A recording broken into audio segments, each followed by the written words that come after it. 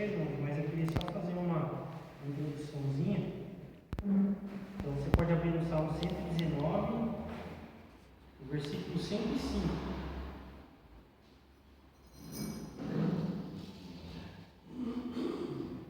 Fazer um ritual aqui pela minha vida.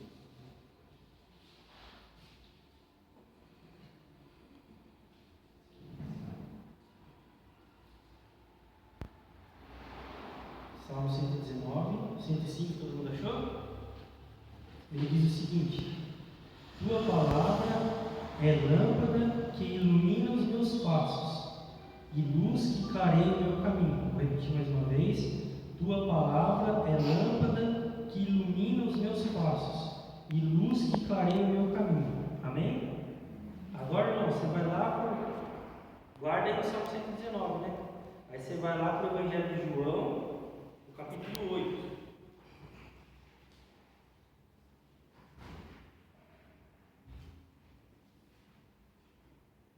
Versículo 12. E ele fala o seguinte: falando Jesus novamente ao povo, disse: Eu sou a luz do mundo, aquele que me segue não andará em trevas, mas terá a luz da vida. Mais uma vez, falando novamente ao povo, disse Jesus: Eu sou a luz do mundo, aquele que me segue não andará em trevas, mas terá a luz da vida. Amém? Então, irmãos, eu queria fazer uma introdução para vocês. Eu queria falar hoje, compartilhar com vocês um pouquinho que Deus colocou no meu coração sobre o princípio da palavra de Deus, que a gente está falando um pouquinho de princípios. E eu queria falar um pouquinho da palavra. Nós estamos iniciando mais um ano, né? É fato que Deus, na verdade, Ele não muda. Deus, Ele é o mesmo do ano passado, da virada, e o de hoje, o de amanhã, Ele continuará sendo o mesmo. Mas Deus, Ele nos deu essa concepção dos tempos. Então a gente fica todo ansioso para chegar lá no final do ano, e a gente fica naquele pensamento: o ano que vem vai ser um novo ano, né? A gente tem novas expectativas. É o começo do ano, todo mundo começa a dieta, né? Vou tirar tudo aquilo que eu engordei no final. Primeiro a gente entope a nossa veia para depois desentupir, né? Assim que funciona. E é um ano de novas expectativas, e a gente tem essa concepção por causa do tempo, né? A Bíblia diz que Deus, por causa dos homens, Ele colocou tempos, estações, e nós temos essa concepção. E para nós é um novo ano, um novo ciclo que se inicia.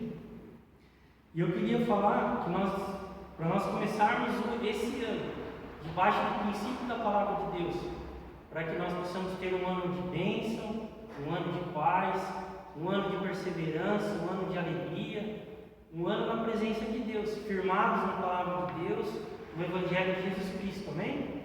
Porque é um tempo de muita incerteza também. A gente não sabe. Jesus disse que cada dia ele tem o seu mal. Então nós ficamos naquela expectativa de como vai ser o amanhã, o que nos aguarda. Mas quando nós estamos firmados em Deus e na sua palavra, nós estamos firmes naquele que é para sempre, naquele qual o seu domínio não termina e o seu reino não se abala. E o versículo 105 que nós lemos diz que a palavra de Deus ela é lâmpada que ilumina os nossos passos e luz que clareia o meu caminho. No Evangelho de João, Jesus ele declara ao povo: Eu sou a luz do mundo, aquele que está em mim não andará em trevas. O salmista, irmãos, quando ele diz aqui no Salmo 105, a palavra, né, aqui ele está em... Ele ainda, inspirado ali pelo Espírito Santo, ele já estava premeditando aquele que viria. Mas naquele tempo eles ainda andavam debaixo da lei de Moisés. Então eles observavam a lei de Moisés como a lei de Deus, que mostrava o caráter de Deus naquele tempo, de acordo com a concepção que os homens tinham naquele tempo. Então eles andavam, a lei era a lâmpada que iluminava os passos deles naquele tempo. Eles não faziam nada sem observar a lei, aqueles que eram obedientes. Se eles fossem vender um terreno, eles faziam tudo observando a lei. Se eles fossem prestar um culto a Deus, eles faziam tudo observando a lei. E o salmista diz que essa palavra é lâmpada que iluminava os seus passos, ou seja, que direcionava eles aonde eles deveriam ir, o que eles deveriam fazer, clareia, e era a luz que clareava o caminho qual eles deveriam andar. Então eles andavam guiados por essa lei, por essa palavra. E vem Jesus agora no Novo Testamento e diz que ele era a luz. E aquele que estivesse nele não andaria em trevas, ou seja, não andaria na escuridão dos pecados, dos nossos próprios pensamentos. Então hoje nós não andamos mais baseados na lei de Moisés, mas andamos iluminados pelo Evangelho de Jesus Cristo, qual nós cremos, amém? E a sua palavra também, porque Jesus ele anda junto com a sua palavra, porque ele é a palavra encarnada. Ele diz: aquele que crê em mim, nas minhas palavras, eu e o Pai viremos e habitaremos nele, né? Aquele que permanecer em mim e nas minhas palavras, eu permanecerei nele. Então, irmãos, ele é a palavra o qual nós devemos observar, ele é quem nós devemos ler, amém? E eu queria trazer essa palavra para vocês, irmãos, do princípio da palavra, para que nós possamos ter um ano de muitas bênçãos na presença de Deus. Aí você pode voltar agora para o comecinho do Salmo 119. Eu queria escorrer alguns versículos aqui com vocês.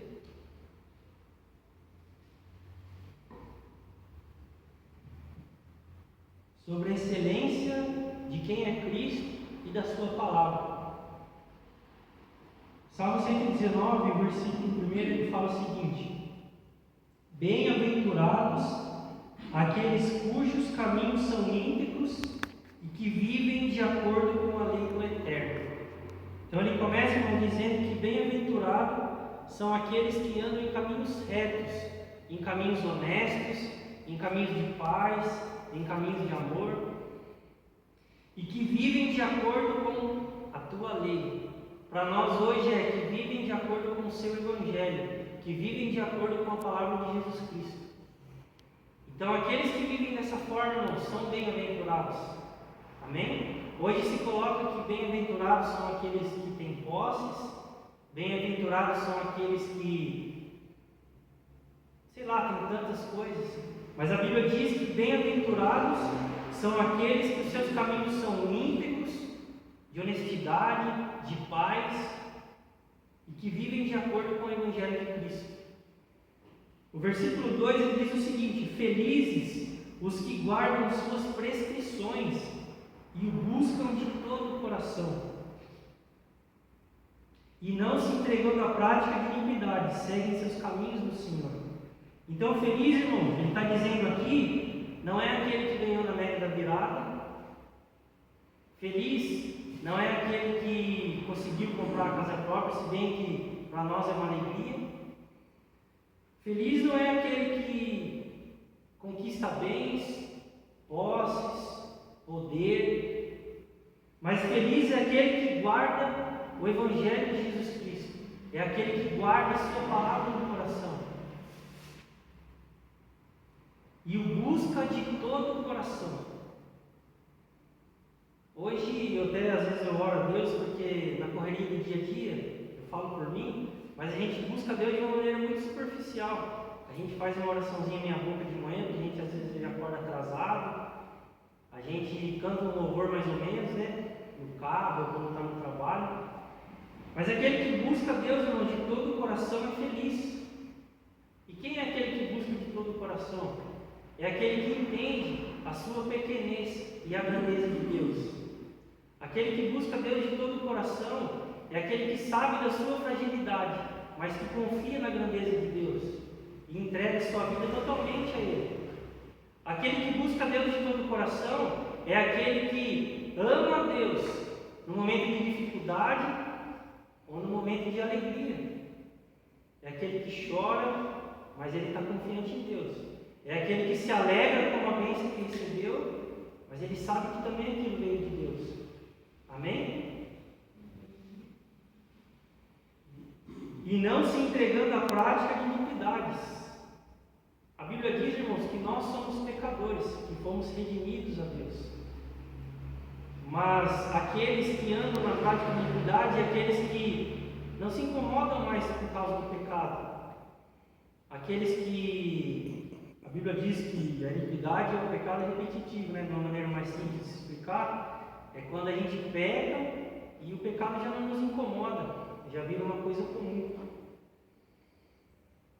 Mas a Bíblia diz que nós temos que ser felizes e buscarmos Ele de todo o coração, e não se entregar às iniquidades, e não nos conformar com o pecado, mas lutar contra ele, e viver em obediência à palavra de Deus, e seguir os nossos caminhos no Senhor, de todo o coração, do acordar ao dormir. No quadro ele diz: promulgaste os teus preceitos, para que sejam observados com diligência. E esses dias eu meditando na palavra, irmãos, eu me cobrando a mim mesmo, né? Porque eu estudava muito a palavra, e de uns tempos para cá eu me acomodei. E eu lembro que quando eu buscava bastante, eu tinha mais tempo que eu me dedicava, 1 hora e meia por dia ali, lendo o Evangelho, lendo as cartas do apóstolo Paulo, do apóstolo Pedro. É como se a palavra de Deus ela jorrasse como águas dentro de mim. Às vezes eu pensava em coisas e coisas vinham nos meus pensamentos, e na mesma hora aquilo barrava, sabe? Como se a palavra estivesse tomando conta do meu coração, da minha consciência. E eu tinha isso, e de um tempo para cá eu me perdi, porque muitas vezes o pecado nos incomoda, mas não é mais da mesma forma. E eu me cobrando diante de Deus: Senhor, me perdoa, porque às vezes a gente se deixa levar pela correria do dia a dia, pela correria do trabalho, e eu deixei de buscar o quanto eu buscava naquele tempo. E eu vi na minha carne o quanto essa diferença faz. E irmãos, para que nós possamos ter um ano feliz, um ano na presença de Deus, um ano firmados em Deus, nós temos que buscar essa palavra. Nós temos, como Jesus disse, comer da palavra dele. Ele diz: comam de mim, mastigar a palavra, mergulhar na palavra. Porque, como diz o versículo 105, ela é lâmpada, ela clareia o nosso caminho. Amém? Esses dias eu fiz uma brincadeira, irmãos, no quarto, estava sozinho em casa, e o interruptor fica do outro lado da porta. E eu fechei a porta e apaguei a luz, ficou tudo escuro. Eu dei 3 voltas e fiquei brincando de tentar achar a porta. E eu bati com a canela, bati o dedinho, e eu cheguei, em vez de chegar na porta, eu cheguei no interruptor. Aí eu acendi a luz, ficou mais fácil de achar a porta. E eu comecei a meditar nessa brincadeira de bobinho que eu estava fazendo lá, voltando assim para a idade do meu quarto. Assim é a palavra de Deus. Uma coisa bobinha, mas é verdade. Quando a gente não busca a luz da palavra, a gente fica igual eu estava cego naquele quarto, tentando achar a saída e não conseguia. É ou não é? Mas quando a gente tem a luz da palavra em nós, a gente consegue achar a saída. E veja, irmãos, a palavra de Deus não manda que eu busco para achar uma luz. Ela tem que fazer parte do nosso ser. Nós temos que encarnar essa palavra que é o próprio Cristo, ele tem que habitar em nós. E a Bíblia diz que ele é luz, que a luz dele brilha através de nós, e ilumina o nosso caminho, e ilumina também aqueles que enxergam em nós a luz de Cristo. Amém? Então ele promulgou os seus preceitos, Jesus trouxe o seu Evangelho para que nós observássemos com diligência, para que nós possamos observar.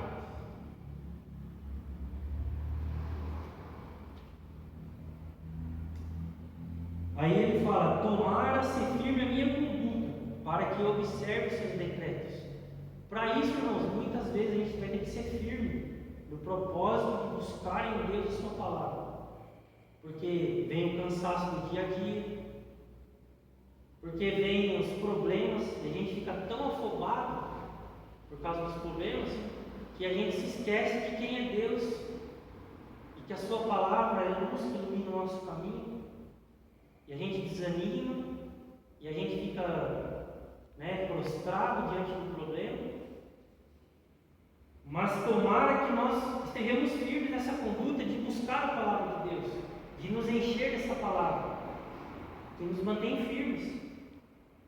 Jesus disse que aquele que ouve e pratica é comparado ao homem sábio, ao homem prudente, que edificou a sua casa sobre a rocha, sobre ele mesmo, sobre o seu evangelho, sobre a sua palavra.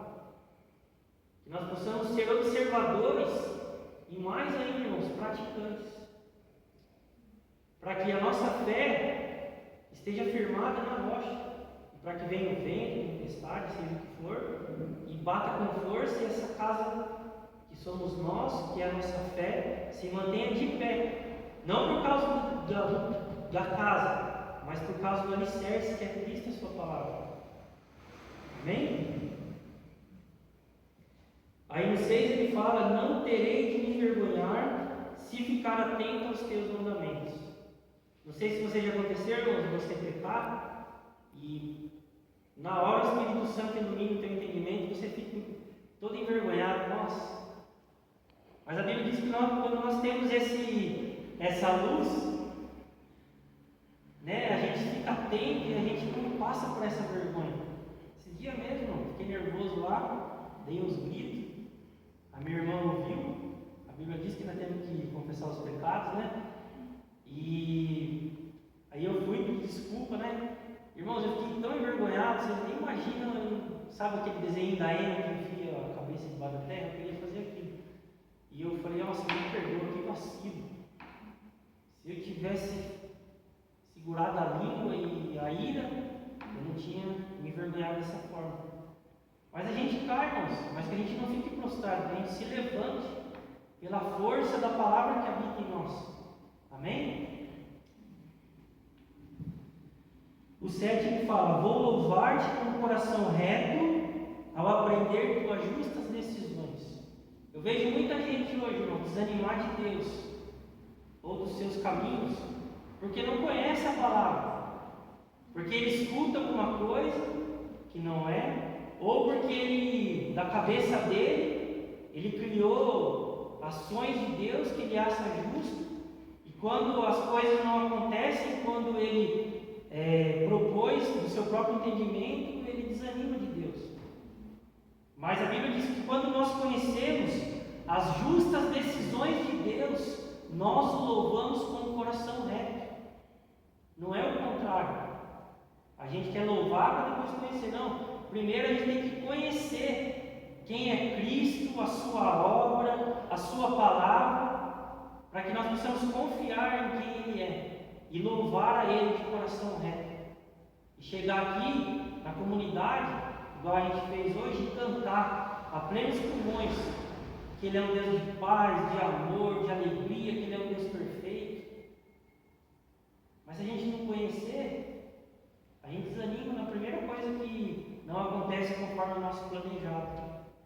Amém? Agora, irmãos, você pode ir ao 97. Eu quero continuar.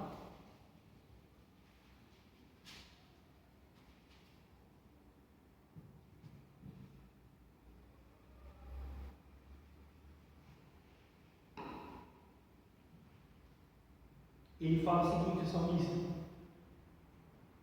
quanto ama a tua lei. Aqui ele não está fazendo uma pergunta, não, mas ele está fazendo uma afirmação. Ele está afirmando: quanto ama a tua lei, sobre ela reflito o dia inteiro. Mas eu queria te perguntar, irmão, nessa noite, e essa pergunta eu deixo para mim também: o quanto será que nós amamos de verdade o Evangelho de Cristo? O quanto será que nós amamos de verdade a sua palavra? E quanto tempo nós temos refletido sobre ela? Não estou falando, irmãos, que a gente tem que tirar 24 horas por dia para ler a Bíblia. Mas seria muito bom se nós meditássemos e pedíssemos discernimento do Espírito Santo de Deus, para que nós pudéssemos meditar nela a todo momento quando nós pudermos.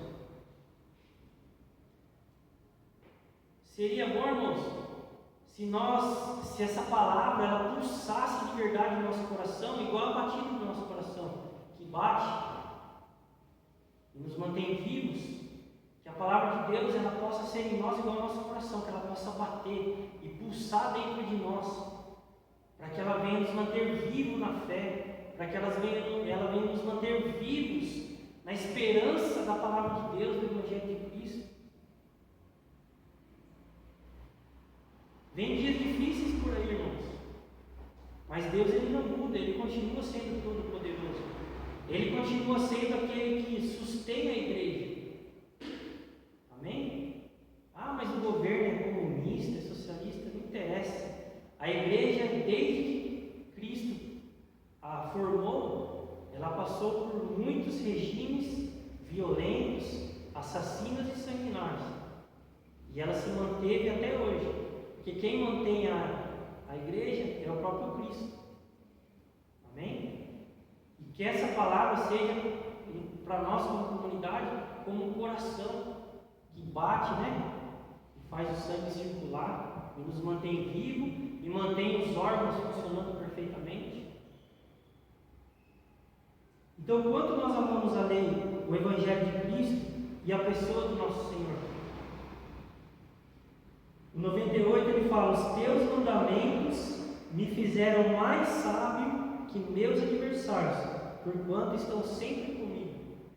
Quando nós conhecemos a palavra, irmãos, nós nos tornamos homens e mulheres sábios e sábias, mais do que os nossos adversários. Mas isso, irmãos, não deve ser para nós como uma vantagem para a gente tirar vantagem, mas deve ser para que a gente seja, como Cristo falou, prudente aos falsos profetas, aos falsos ensinos, aqueles de intenção impura. O 99 ele fala: tornei-me mais perspicaz do que todos os meus mestres, pois meditei em tuas prescrições. Ele fala que tornou-se, por meditar na lei, no Evangelho de Cristo, ele tornou-se mais perspicaz, mais inteligente, mais aguçado às coisas da vida do que aqueles que o ensinavam, porque ele aprendia e meditava, ele aprendia e buscava, ele tornou-se sensível às coisas. Então isso quer dizer o que, irmãos? Se nós meditarmos nas prescrições e preceitos de Cristo, nós nos tornaremos inteligentes, sábios, mas não uma inteligência humana, de um conhecimento humano, como um gnose, como um gnosticismo, mas o conhecimento da vontade de Deus, o conhecimento da sua palavra, o conhecimento do desejo que Ele tem para mim e para você como igreja de Deus nesse tempo. Tenho mais discernimento que os anciãos, pois obedeço os teus preceitos. Ele diz, irmãos, que ele tem mais discernimento que os anciãos. Os anciãos aqui são aqueles que têm mais experiência. Eu gosto muito de conversar com pessoas de idade, pessoas mais velhas, porque são pessoas que geralmente não falam tanta asneira, têm mais experiência de vida. E eu gosto porque eu aprendo muito com pessoas mais velhas. Mas a Bíblia diz aqui que quem busca esses preceitos, quem obedece, ele tem mais discernimento. E é uma coisa, irmãos, que é muito importante para nós como igreja de Deus, ter discernimento, discernir os tempos. Jesus falou que é importante nós discernirmos os tempos, discernir os espíritos. João fala que a gente não deve dar crédito a qualquer espírito que vem falando em nome de Deus, em nome de Jesus ou em nome de quem seja. Então, quando nós conhecemos os preceitos, nós temos discernimento. Nós conseguimos discernir o que é bom e o que é mal para a nossa vida, para a nossa fé. Nós conseguimos discernir o que é bom e o que é ruim para o meu relacionamento com Deus, para o meu relacionamento com o meu irmão. E esse discernimento é maior ainda do que aqueles que têm a experiência da vida, muitas vezes. Porque é algo de Deus para nós. É uma sabedoria que vem do alto. Amém? O 101 ele diz: desviei meus pés de todas as trilhas do mal, para guardar a tua palavra. Ou seja, irmãos, para guardar a palavra de Deus, muitas vezes, nós vamos ter que tomar decisões de nos desviar do mal. Às vezes uma promoção de trabalho, mas se você vai ter que fazer uma coisinha errada lá, não quero. Se for para mim crescer dessa forma, eu não quero. Se for para mim fazer uma venda dessa forma, eu não preciso. Porque eu vou guardar o caminho reto do meu Senhor. Amém? Você imagina, irmãos, se 90% dos políticos lessem esse versículo e praticassem. Um versículo só, hein? O Brasil seria outro país.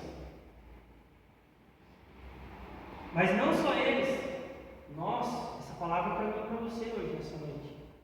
Começa comigo e começa com você. Nós dando exemplo, para que nós possamos guardar a palavra de Deus. Guarde isso no teu entendimento, irmãos, para esse ano. Para nós perseverarmos na palavra de Deus, nós vamos ter que nos desviar das trilhas do mal. Amém? E a trilha do mal, irmãos, não é só assassinato, prostituição, essas coisas não. É soberba.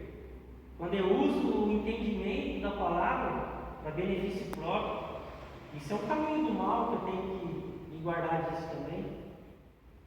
Amém? O 102, não me afasto de tuas ordenanças, pois tu mesmo me ensinas. Nós não podemos nos afastar, irmão, sabe por quê? Porque nós temos o Espírito Santo que nos ensina. Esses dias eu estava lendo, se eu não me engano é o apóstolo João, que ele fala, olha, quando você tem um entendimento, você nem precisa muitas vezes que alguém te ensine, porque o próprio Espírito que habita em vós nos ensina as coisas de Deus. Mas para isso a gente tem que conhecer. Como o pastor sempre fala, que o Espírito Santo ele vai trabalhar no meio do seu coração, daquilo que nós conhecemos.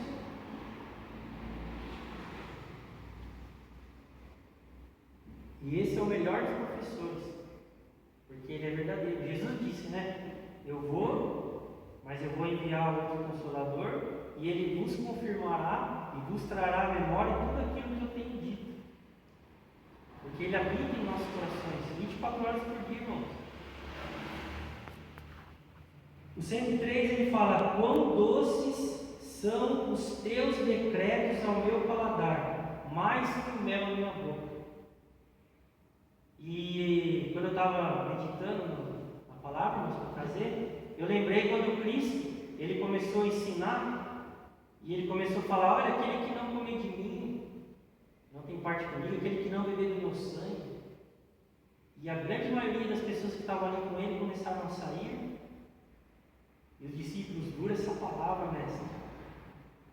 Mas ali na verdade, irmãos, não era a palavra, era uma palavra dura porque ela ia de confronto.